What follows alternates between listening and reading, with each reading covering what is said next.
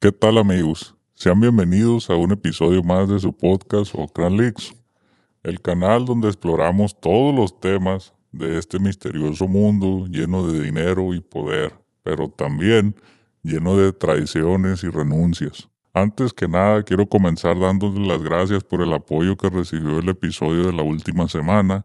La verdad, no me lo esperaba. Me da mucho gusto saber que cuento con ese apoyo, porque seamos sinceros, un episodio sobre mí, pues no es normal que tenga tanto apoyo, porque pues yo ni al caso, pero muchas gracias. Y si les gustó, díganme para hacer otro, o me entrevisto a mí mismo, a ver cómo le hacemos, para traerles más de esas cosas, porque historias en los antros de Culiacán tengo más. Nada más que tengo que borrar algunas fechas y nombres para no revelar mi identidad accidentalmente, pero ahí están las historias. Si soy sincero, sí batallé en ese episodio para asegurarme de no dar nada de información que les pueda llevar a ustedes a tener mucho más información. Los nombres que solté fue porque o ya están renunciados o porque son amigos y estoy y están al tiro y nunca esperaría una bajeza de su parte. Hemos pasado cosas peores y el árbol sigue de pie, así que no creo que eso cambie nunca. De nueva cuenta les mando un abrazo a ellos y a todos los que se dieron el tiempo de ver ese episodio también. Muchas gracias, estamos a la orden. Ahora sí vamos a comenzar con el tema de esta semana. Ya lo vieron en el título y en la miniatura. Hoy hablaremos de un personaje con bastante nombre, pues llegó a controlar un estado y a tener un acuerdo muy cabrón con el gobierno de dicho estado. Aunque no era tan mentado como otros jefes en sus estados, este personaje podía tutear y enfrentar a los grandes posca del país.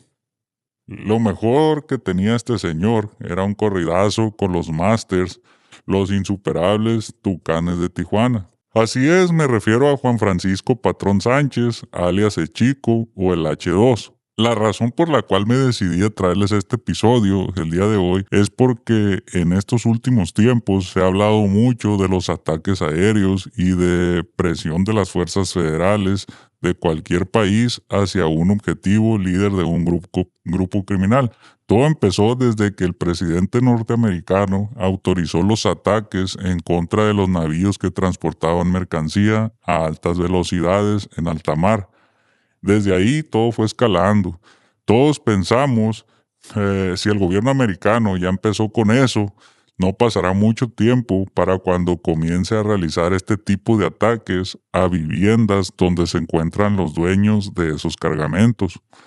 Y pues claro que teníamos razón, porque también el gobierno de Estados Unidos lanzó otra declaración en estilo de amenaza, donde dijo que tenía las direcciones de todos los jefes, de los Telcar, de las Gasdro y otros líderes del Mencri. Y para hacerles el cuento corto, hace unas semanas nos dimos cuenta que todo eso era verdad.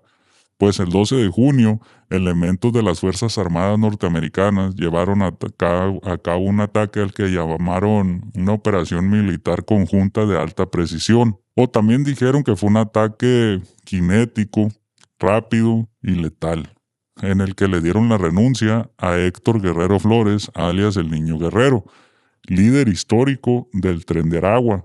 Ese ataque fue llevado a cabo por el Comando Sur de Estados Unidos y dicen que también participaron las fuerzas de seguridad venezolanas, que pues yo lo que supongo que fue su participación fue en que se cubrieron la cabeza para que no hubiera accidentes y ya, porque en tiempos pasados se evidenció muchas veces la colaboración del gobierno con el famoso Tren de Aragua. Pero eso es otra historia. Pues de una manera muy impactante dieron de baja al Niño Guerrero. Aquí les voy a mostrar un video donde se ve el momento de la ejecución del plan. Ahí lo pueden ver, amigos.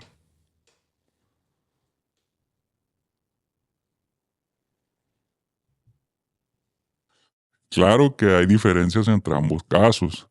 En este de Niño Guerrero, pues se especula que fue un dron que volaba a gran altura o un avión de ataque ligero, el que liberó ese proyectil que terminaría por neutralizar al objetivo. En el caso de H2 se utilizó un helicóptero Black Hawk artillado. No digo que esta aeronave de gran capacidad es la que le quitó la vida, pero eso lo hablaremos más al rato. Lo que sí les digo es que ambos eventos son muy llamativos y demuestran mucho el poderío y la capacidad de fuego de las autoridades, y sirven más que nada para que le quede claro a las personas: con el gobierno no se puede. Si hay gente que piensa que las organizaciones o los Telcar pueden contra el gobierno, sáquense eso de la cabeza. Dijera el señor del sombrero, el gobierno siempre va a tener más balas. Y yo a ese dicho le meto de mi cosecha. Va a tener también más tecnología y más facilidad para moverse. La gran ventaja que tienen las organizaciones del MENCRI es que a ellos muchas veces no les importa el daño colateral y actuar sin medir las consecuencias. Y por otro lado, el gobierno tiene que actuar de manera cautelosa. Primero, pues el objetivo es capturar al enemigo. Eso es lo que se busca en la mayoría de los casos. Pero si es solo llegar a renunciar, ya vimos que ellos tienen la ventaja. Además, que tienen que actuar siempre salvaguardando a la ciudadanía y minimizando el daño colateral. Y eso es lo que hace la tarea casi imposible para ellos. Me metí mucho en esto, pero espero que quede claro. En un pleito, perdón, no importa si eres del Golfo, de la última letra, de las 4 letras o de Sinaloa, el gobierno lleva las de ganar siempre y punto. Me desvié del tema, pero no pasa nada, ya me conocen. Pero con esto les explico el por qué me decidí a hacer este episodio. Solo porque a simple vista ambas renuncias se ven similares, y todo apunta a que seguiremos viendo este tipo de casos, y cualquier rato podrían comenzarse a dar más en territorio mexicano. Así que recordar es volver a vivir. De ahora vamos a recordar a Juan Francisco Patrón Sánchez, alias el H2, también conocido como Chico. Como es costumbre, primeramente les voy a presentar a Patrón Sánchez. Esta es una foto muy antigua que salió a la luz aproximadamente en el 2010 o 2011, unos meses después de que se le diera la renuncia a Santiago Lizárraga, alias El Chaguín. Y la foto fue publicada más que nada para evidenciar a uno de los posibles sucesores de este líder del MENCRI. El H2 es proveniente de un pueblo cerca de Mazatlán. Algunos dicen que por la región de la Noria. Por muchos años el estado de Nayarit vivió en paz. En sus playas se podía pasear, en sus ciudades se podía comerciar y en sus sierras los más buscados del MENCRI organizado se podían esconder. Los enfrentamientos y operativos se mantenían en lo mínimo. Claro, no eran ajenos a eso, pero sí era muy poco lo que eso se miraba por allá. Todo esto gracias a la sombra que daba una palma con buenos cocos. ¿Qué les puedo decir? No más que hay mamá. Pero esta protección se fue quitando gracias a los operativos del gobierno federal, que queriendo atacar a una organización le dieron el camino libre a otra gente que sería peor. Y les digo, sería porque al principio, cuando los Beltrán llegaron al estado, pues seguía Arturo y el dinero rolaba, se movía y se movía la mercancía, nunca paraba y Nayarit estaba bien, hasta que todo cambió. Primero en 2008, cuando capturaron a Alfredo Beltrán y la guerra detonó, Nayarit se blindó y desde ahí se enviaba a la gente a pelear a Sinaloa, más que nada al sur del estado. Y bueno amigos, recuerden que esto es solo un preview. Si quieren ver el contenido completo y apoyar más el canal, no duden en unirse al canal de YouTube, en Spotify, en Patreon, donde crean que es más fácil para ustedes. Les agradezco el apoyo y disfruten del video. Resultado de estos actos, el señor Nacho Coronel puso todo su empeño en vengar el acto cometido por esta gente de los Beltrán, y así lo hizo. Parte de su venganza se dio el 12 de abril del 2010 en la ciudad capital de Nayarit, donde fuerzas federales, quienes se presume eran patrocinadas por el mismo Nacho Coronel, le dieron la renuncia a Chaguín junto a uno de sus operadores. Cuando Chaguín cayó, se pensó que sería el fin de este barazo armado tan violento de los Beltrán Leiva, pero no fue así. Solo fue menos brutal y efectivo. El liderazgo por parte de estos lados seguía siendo de Héctor Beltrán Leiva, con quien Chaguín había planeado el acto en contra de los coronel, pero el nuevo jefe en el estado de Nayarit no estaba muy claro que digamos. Por un tiempo se manejó quienes tendrían el control sería algún familiar de Chaguín. Se decía que de apellido Lizárraga, pero el H, o sea Héctor, tenía sus favoritos también. Y por una u otra cosa, el que terminó quedándose con el puesto después de un tiempo fue el H2, que no le tocó nada fácil que digamos. Primero, pues su antecesor había dejado un desmadre en el estado y en el sur de Sinaloa. También todo porque por un tiempo en que estaba fuerte la guerra le mandaron apoyo de los de la última letra. El H2 peleando contra el ejército, la Policía Federal, los estatales de Sinaloa y contra la gente del Pocha, y pues perdieron el sur de Mazatlán.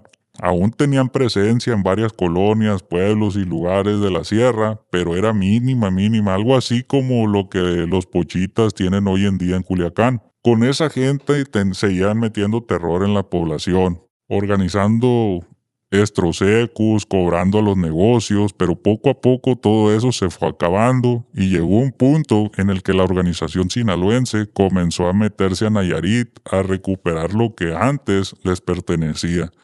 Y sí avanzaron bastante, le llegaban por diferentes frentes, obviamente con todo el apoyo de la Policía Federal, pero este era el bastión, el lugar más importante para los H's, y se defendieron a más no poder y lograron mantenerse a penitas, la verdad, pero su suerte cambió.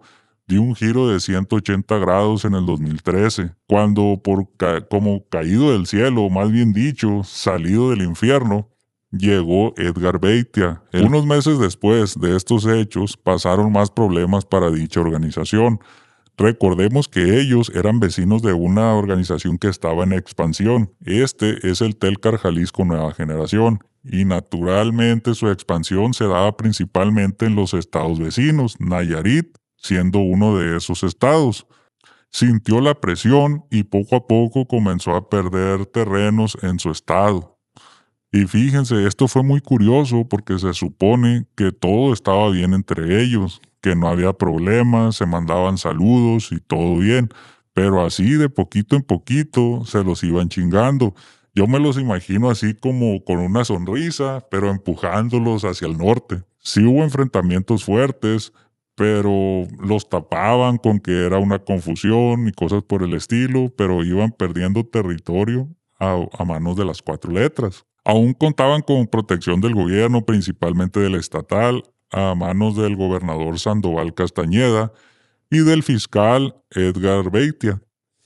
En los años próximos se le infló el pecho de más al H2, pues uno de sus lugartenientes más cercanos lo estafó. El H9 le dijo que lo podría en contacto directamente con el secretario de la Defensa Nacional, el general Salvador Cienfuegos, y el H2 se le fueron los ojos. Dijo, claro que sí, que hay que hacer para merecer y concretar esa relación. Pues lo mismo de siempre, pagar, mandar los mentados regalitos, y así lo hizo, y el dinero fluía. H2 pensó que él le daría el dinero al H9 y él se lo entregaría al contacto que buscaría la manera de hacerle llegar eso al general. Pero no, el dinero que el H2 entregaba al H9 ahí quedaba, si acaso le pagaba algún contacto de bajo nivel quien les pasara información para tener feliz al H2. Pero nada era como él lo pensaba. El fiscal Beitia y el gobernador estaban enojados. El H2 estaba haciendo un desmadre en el estado, había renuncias por todos lados, denuncias por estrocecos y extorsión. También pues no lo respetaban cuando ellos le decían que se calmara, que llamaba mucho la atención. Todo lo que andaba haciendo, pues el H2 le entraba por un oído y le salía por el otro. Pero lo peor, lo más bajo que les puedes hacer a un servidor público es lo que más los hizo enojar. Esto era que cada vez estaba cayendo menos dinerito a los bolsillos de ellos, y eso no lo podían permitir. Más o menos para el año 2015 a Beitia le salió una nueva oportunidad como caída del cielo. En otro estado de la República acababa de iniciar el sexenio de un gobernador, quien extrañamente no formaba parte de ningún partido. Él era un candidato independiente. Curiosamente, en esas fechas coincide que el Pocha se había escapado de prisión y eso le demostró a Beitia, me imagino, lo que tenía que saber, que ellos tenían gran control del gobierno federal y los apoyaban mucho. También no les gustaba levantar polvo y pues se fue con ellos. Le mandó ofrecer al Pocha la plaza de Nayarit. Le dijo que le entregaría el Estado a cambio de una fuerte cantidad de dinero que nomás le pagara y que él le iba a limpiar todo el Estado, que iba a sacar a Chico y a su gente. El Pocha recibió eso con mucho gusto y se lo comentó al licenciado y a sus hijos, los Pochitas, que se podrían hacer de la plaza de Nayarit y que era muy buena plaza con hermosas playas paradisiacas, estaba chingón, también se podrían esconder por allá y que los Pochitas no pudieron cumplir con su parte del acuerdo y no pudieron entregar Mazatlán a los H's. Ellos habían quedado muy formalmente en una fecha y que para esa fecha entregarían la plaza. Ya debería de haber estado libre, ya debió haber estado o pasado hacia los H's, pero de nuevo nunca pasó. El H2 estaba sorprendido.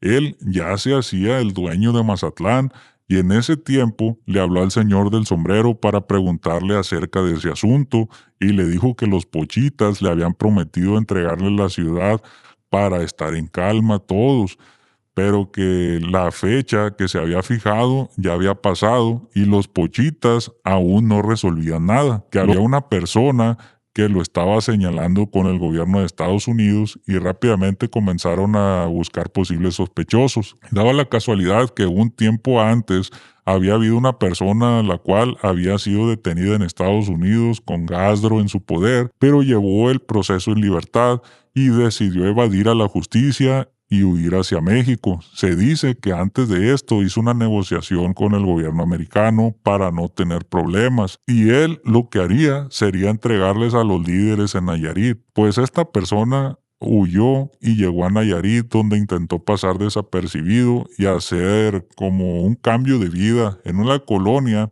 puso un negocio de hamburguesas, me parece, donde rápidamente fue ubicada por la gente del H2 y enviaron tolerospis a que le dieran la renuncia. Pero los tolerospis pues se las dieron de cabrones, yo creo que la creyeron muy pelada y al objetivo le tiraron con una Tacord de calibre muy pequeño, un calibre 22. Cuando llegaron a socorrer a la víctima, él se identificó como Fernando Guzmán, un hombre falso, y dijo que no sabía por qué había ocurrido eso. Las autoridades, eso fue lo que reportaron, que la víctima era Fernando Guzmán y que había sido un intento de asalto. Los socorristas lo llevaron al hospital Puerta de Hierro, donde quedó bajo custodia de las autoridades por orden del gobierno federal, supuestamente. La gente de Chico se enteró que quedó con vida y se movieron para darle la renuncia y planearon hacerlo sobornando a una enfermera de dicho hospital con 150,000 pesos para que le inyectara algo en el suero intravenoso, lo cual haría que sufriera un paro cardíaco. Ya a finales de su vida criminal, el H2 perdía terreno, pero seguía intentando, tenía unas cuantas gentes en el sur de Sinaloa, y trataba de mantener control en Nayarit, pero poco a poco lo iba perdiendo. En junio del 2016 ocurrió un enfrentamiento al norte de Mazatlán, donde los criminales al servicio del H2 tenían un campamento. En esa ocasión 2 tolerospis quedaron renunciados y un militar quedó herido. 2 días más tarde, como respuesta, la gente del H2 dejó una manta con un mensaje dirigido al ejército. Aquí se lo voy a mostrar, la cual decía: soldados de cartón van a pagar las 2 muertes, soldado municipal y ministerial que se meta a mis terrenos, el aval y el potrero, atentamente Chonecas el 100, H9, H2, Nico. El 8 de febrero del 2017, unidades de inteligencia ubicaron a Juan Francisco Patrón Sánchez en la colonia Lindavista en Tepic, Nayarit. Se logró ubicar presuntamente gracias a los trabajos de inteligencia realizados por las autoridades federales, quienes en coordinación con agencias de Estados Unidos Hicieron un seguimiento por meses a comunicaciones y a integrantes del Telcar del H2. Toda esa información recabada sirvió para formar una operación, la cual sería llamada Operación Barcina, y la llevaron a cabo la Marina Armada de México en cooperación de otras dependencias. Primero, un convoy terrestre de fuerzas especiales de la Marina neutralizaron la amenaza utilizando un arma que en ese tiempo se había visto muy poco en México. Esta era una ametralladora rotativa M134, mejor conocida como el minigun. Esto no es poca cosa. Es capaz de disparar de 2.000 hasta 6.000 balas por minuto. Es algo bestial. La verdad, tiene un poder destructivo muy potente, pues los marinos utilizaron este aparato y el impactante hecho fue grabado por varios ciudadanos y las imágenes dejaron con la boca abierta a muchas personas. Aquí les muestro algunas de estas imágenes.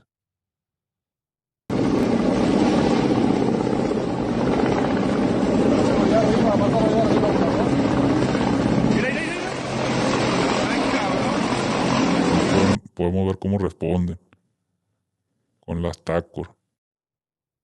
Como les digo, ahí se puede ver al final así cómo presuntos delincuentes contestan el fuego al helicóptero, pero con un TACOR. Como les digo, ¿qué le van a hacer a ese aparato? Ahí yo creo que nomás estaban esperando un milagro para lograrse salvar. Al final de estos hechos, el saldo fue de varios renunciados y más detenidos, entre ellos el H2 y algunos de sus más cercanos. Aquí también está un video donde podemos apreciar cómo quedaron las unidades blindadas que tenía el H2 en ese momento, para que vean la destrucción que se hizo ese día. Oficialmente, esa fue la historia contada por gobierno, pero en el MENC organizado se contaba otra versión, la cual se pudo confirmar, completar años después gracias al mismo fiscal Beitia, que contó cómo sucedieron los hechos, ya que estaba detenido en Estados Unidos, o bueno, por lo menos contó su versión de los hechos. Pues Beitia lo que dijo en sus declaraciones fue que Roberto Sandoval, el entonces gobernador de Nayarit, que ya estaba a punto de terminar su mandato, le ordenó a Beitia darle la renuncia al H2. Unas horas o días antes del supuesto enfrentamiento, Edgar Beitia citó al H2 a una de sus oficinas para platicar. Había acordado reunirse a solas, pero el plan ya estaba hecho. El fiscal ya había planeado todo junto al grupo de la Marina, quienes ya estaban posicionados dentro del domicilio donde se reunirían. Normalmente, cuando el H2 se reunía con el fiscal, lo hacía a solas. La gente que acompañaba al H2 se quedaba afuera. Y así fue esa vez. Cuando entró a la casa, el H2 fue detenido por los marinos y se lo llevaron al segundo piso. Cuando los marinos bajaron al H2 de la camioneta, le dieron una TACOR y le dijeron que empezara a correr. El H2 hizo caso y cuando iba corriendo gritaba: "Soy gente de Cienfuegos". Los marinos solo lo dejaron que avanzara unos cuantos metros y le tiraron para darle la renuncia. Beitia dice que un capitán de la Marina estuvo presente en todos estos hechos. Se acabaron al H2, pero eso no podía terminar ahí. Andaba más gente y voltearon a ver al segundo del H2, su sobrino, el H9. Todo un caso este señor Edgar Beitia, pero después le hacemos otro capítulo especialmente para él. Y otro también dedicado a las conversaciones del H2 en su BlackBerry, porque ahí se mencionan muchísimos nombres, desde Chomen, el jardinero, el señor de Guasave, otros Ocran, como les digo, militares, políticos mexicanos. Están muy buenas esas conversaciones. La organización del H2 se dividió por completo, se fragmentó en varios pedazos. Algunos quedaron como su hermano, a quien capturaron al poco tiempo, otro como su hijo, otros más pues se hicieron mejor de las 4 letras y algunos se fueron con los de Sinaloa o con los de Guasave.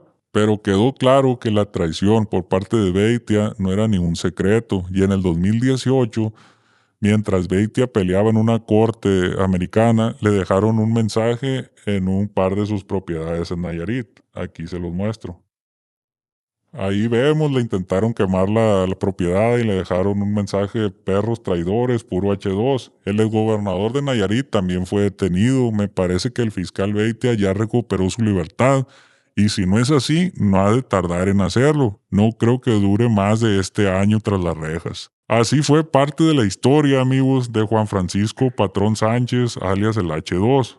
Como ven, amigos, es un personaje no muy mentado, pero que si le escarbamos tiene muchas cosas muy interesantes. Logró controlar o mantener el control de un estado gracias a dos hombres mucho más delincuentes que él, que son de los peores clases de delincuentes, de esos de traje y corbata. Hoy la organización del H2, como les digo, pues prácticamente no existe, solo son pequeños pedacitos. Recientemente uno de sus líderes fue extraditado hacia los Estados Unidos y pues a ver cómo les va enfrentando a la justicia norteamericana. Y hasta aquí llegamos, amigos, con el episodio del día de hoy. Espero que les haya gustado y ya saben, si hay preguntas, dudas, sugerencias, siempre son bien recibidas. Y si hay alguien también con más información de la gente de los mazatlecos, hábleme para platicar sobre eso. Tengo conocimiento de ellos, pero muy básico. Sé de los H, de Chaguín, del tortillero, pero es muy poco. Ahí si hay alguien que me quiera orientar en esos temas, será bien recibido. Me despido agradeciéndoles a todos el apoyo, estamos a la orden. Recuerden que la narrativa única y real del mundo del Ocran solo encontrarán aquí. Les mando un abrazo y hasta la próxima.